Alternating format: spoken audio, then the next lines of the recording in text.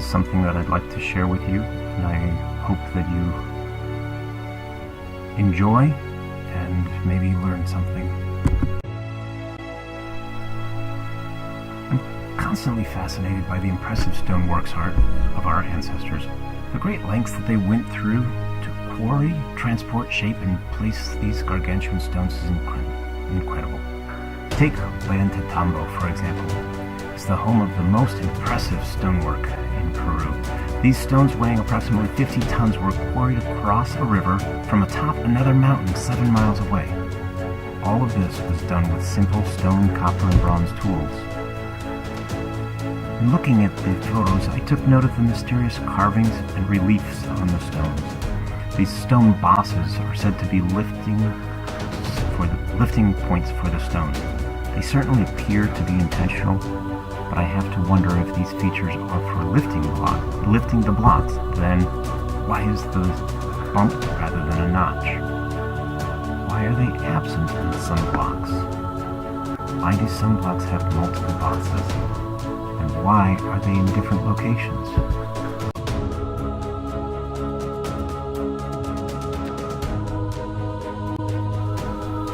As I was searching for answers to these and other questions, I started noting other similar bosses on other stoneworks around the world.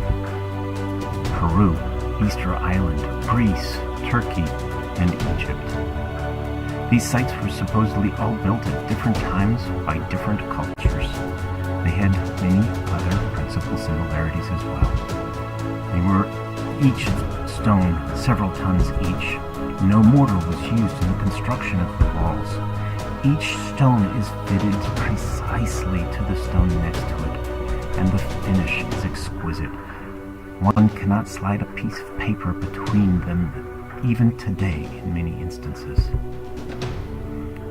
Not only are these not limited to 6-sided blocks, some of them are as complex as 12-sided polygonal blocks.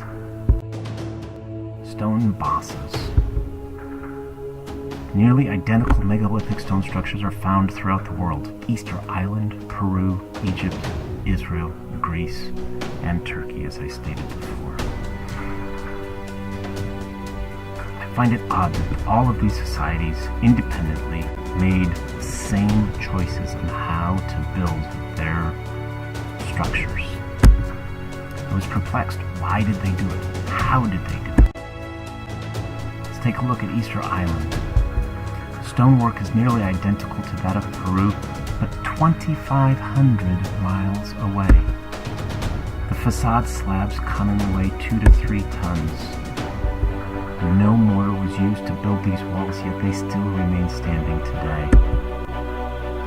Here you can see in red the outline of some of the polygonal work.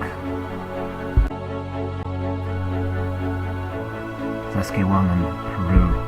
Among the largest stones used in any building in prehistoric America. The construction was reportedly begun around 1100 AD. Precision work unmatched in the Americas. The estimated volume of the stone is a whopping 6,000 cubic meters, all stacked without any mortar. Estimates for the weight of the largest andesite blocks range from 128 to 200 tons. Here again you can see the shape of these intricately carved blocks fit snugly together. Here we are in Egypt, Pyramid G3, which is the smallest of the 3 pyramids at the Giza Plateau. The granite cladding discovered after the excavation of the base of this pyramid appears to show the same masonry lifting bosses as seen 7,500 miles away in Peru. Built sometime between 2100 BC and 1500 BC, it is noteworthy that these blocks appear to be expertly ground and polished completely after being placed in their final position rather than before they were placed. Turkey, 1,500 miles from Cairo by land or 600 miles across the Mediterranean Sea. Believe I was a with its lifting bosses, was built as a tomb around 300 BC, while Hattusa shows more evidence of the polygonal stonework, and that was inhabited from 6000 to 1200 BC. Greece. The Greek temple of Apollo is actually on the western shores of modern Turkey, but it got me looking at Greece. That led me to other sites such as Mycenae, Lorma, Koromikos, and Athens. Nyx quarry and ancient walls in Athens is said to have been constructed around 350 BC. It is across the valley from the Acropolis. It's made, again, with massive polygonal stones, some weighing 30 to 50 tons.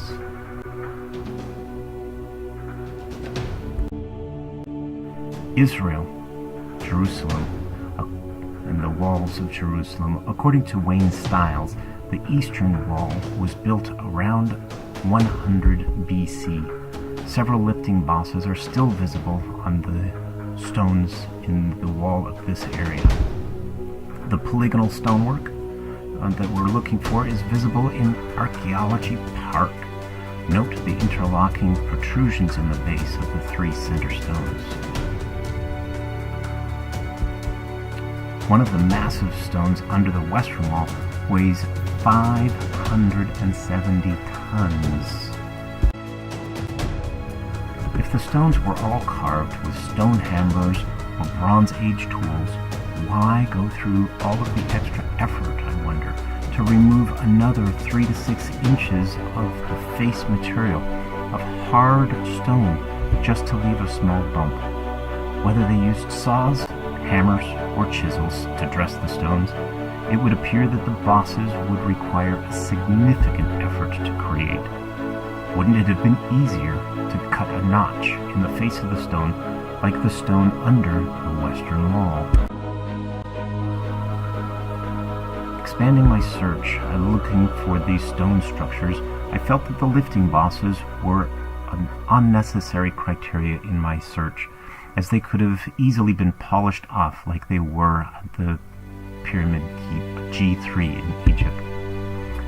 I expanded my search of cultures building with megalithic polygonal stones, but removed the inclusion of large lifting bosses.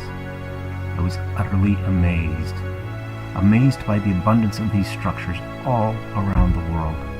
I noted other similarities that became evident in my search, with the gigantic stones apparently worked with ease, high, polished, hard stone like quartzite and granite and andesite.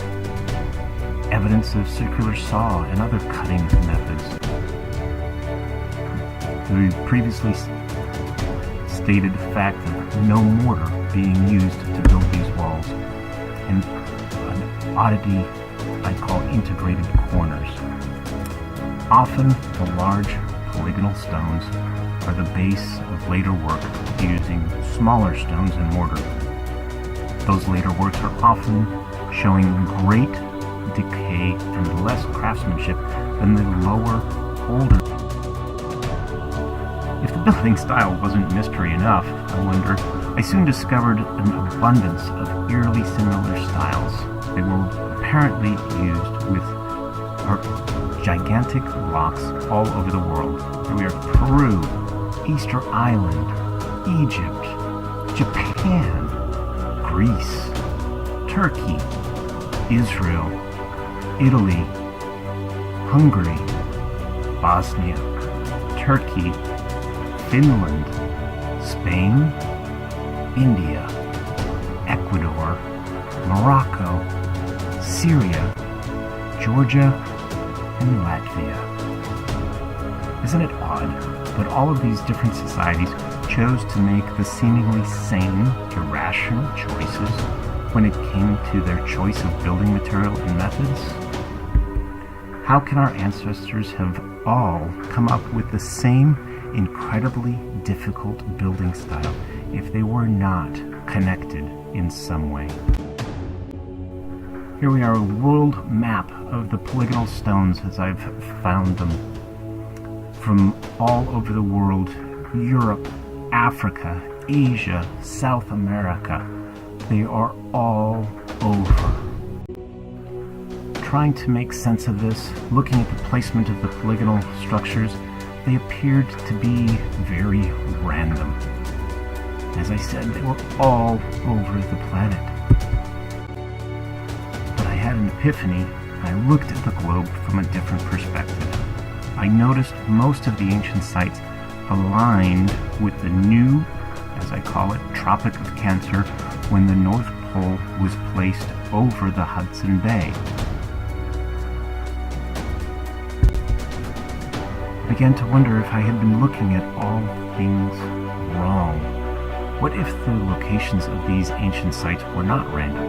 What if these sites were connected in the distant past? Could some global cataclysm have tilted the Earth's axis like this? Some other things to take a look at while we're pondering that is the gigantic stonework that was common at many of these sites, like Baalbek, Lebanon. One of the stones there was over 1,600 tons. Some stones were quarried locally. Some, like the 720-ton statue at Memnon, are brought from quarries hundreds of miles away. Let's take a look at the new giant stone in Baalbek that was recently discovered. 1,650 tons. 19.6 by 6 by 5.5 meters. Unbelievable. The impressive crane from the German company Liebener Group was reportedly the most powerful mobile crane ever built. It can lift 1,200 metric tons. But we would actually need 2 of these cranes to lift and transport this Baalbek stone. Looking back at engineering in the past, with Roman engineering, the Romans did have cranes. They had cranes that could lift up to 100 tons. When they stole the 230-ton obelisk from the Temple of Amun in Karnak, Egypt, they transported it, but cut it into 3 pieces to move it and lift it. Then how did they place these stones in Baalbek at over 1,000 tons each? Look at the size of those stones compared to the people walking under them. It just boggles the mind. Some other aspects, the precision surfaces. The masons of the past not only precisely faced the exteriors of the stones, but crafted the interiors as well with crisp, sharp 90-degree angles. Doing this not in sandstone or other soft stone, but in things like granite and andesite, each with a Mohs scale of 6 or 7. Here's some polished surfaces at Saqqara in Egypt.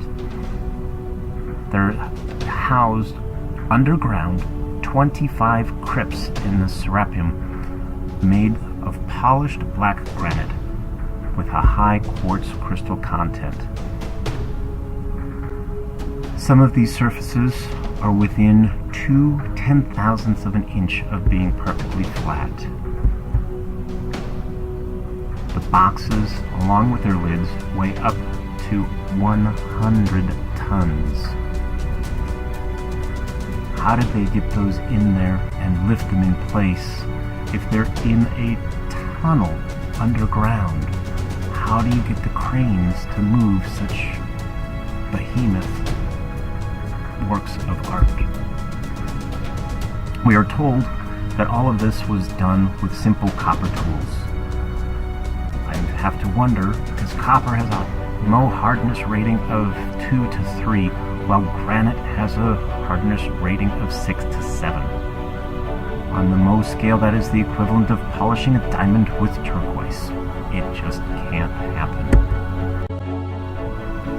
How about tooling marks, kerfs, saw marks, teeth marks? There's core drill saw marks in pink Aswan granite.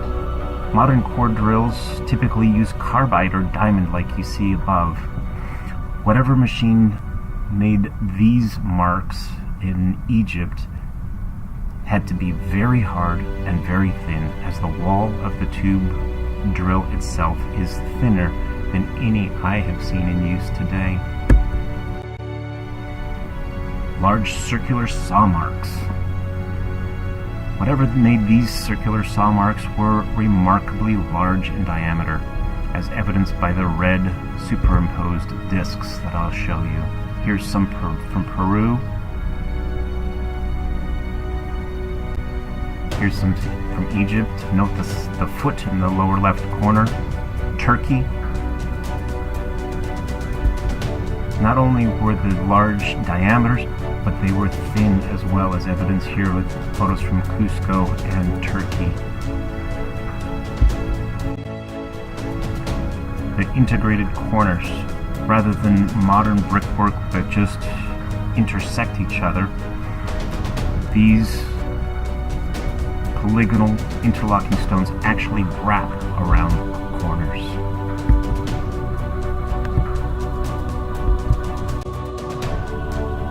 Looking at the ancient works, I see evidence that they were rebuilt. Often, the large polygonal stones are the base of later works, using smaller stones and mortar.